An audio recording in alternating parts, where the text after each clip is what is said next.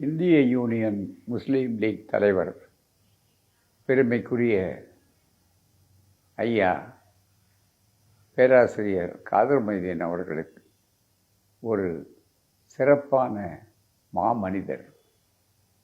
எல்லோரிடத்திலும் பண்போடும் பாசத்தோடும் பழகக்கூடிய, கட்சிகள் கொள்கைகளுக்கு அப்பாற்பட்ட ஒரு மனிதநேயர். அவர் இந்தியாவினுடைய அமைப்பாக இருக்கக்கூடிய இந்திய யூனியன் முஸ்லீம் லீக் அமைப்புக்கு தலைவராக கண்ணியத்துக்குரிய காயிதே மில்லத் அவர்கள் எப்படி தமிழ்நாட்டிலிருந்து தேர்ந்தெடுக்கப்பட்டு பல ஆண்டுகள் இருந்தார்களோ, அதுபோல 3 முறை இருக்கக்கூடிய வாய்ப்பை பெற்றிருக்கிறார் என்று சொன்னால் அது தமிழ்நாட்டுக்கு மிகப்பெரிய பெருமை மட்டுமல்ல, பண்பாளர்களை எப்படிப்பட்ட அளவிற்கு அந்த அமைப்பு ஊக்கப்படுத்துகிறது, வழிகாட்டும் நெறியாளர்களாக ஏற்கிறது என்பதற்கு ஒரு அருமையான எடுத்துக்காட்டு. மதவெறியை மாய்த்து மனிதநேயத்தை காக்கக்கூடிய மகத்தான பணிதான் அவருடைய அன்றாட பணி. நயத்தக்க நாகரிகத்தோடு தான் எந்த கருத்தையும் சொல்லுவார்.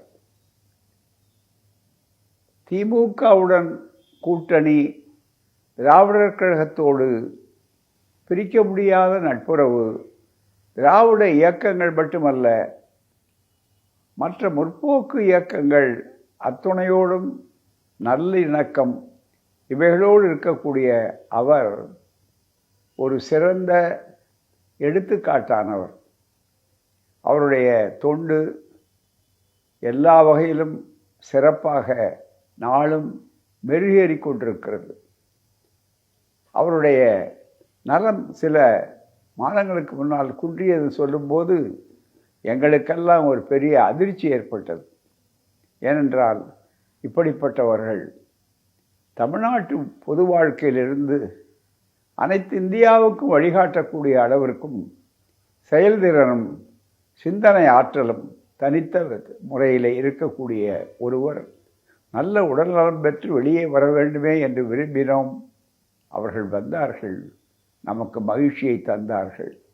அப்படிப்பட்ட அவரை சிறப்பான முறையில் எப்போது யாரை எப்படி அடையாளம் காணுவது, பெருமைப்படுத்துவது என்பதற்கு இன்றைய திராவிட மாடல் ஆட்சியினுடைய ஒப்பற்ற முதலமைச்சர், சமூக நீதிக்கான சரித்திர நாயகர் சரியான தருணத்தில் சரியான முடிவெடுப்பதைப் போல தகைசால் தமிழர் விருதை இந்த ஆண்டுக்கு அவருக்கு அளித்திருப்பது என்பிருக்கிறதே, அது எல்லாவற்றுக்கும் எடுத்துக்காட்டானது.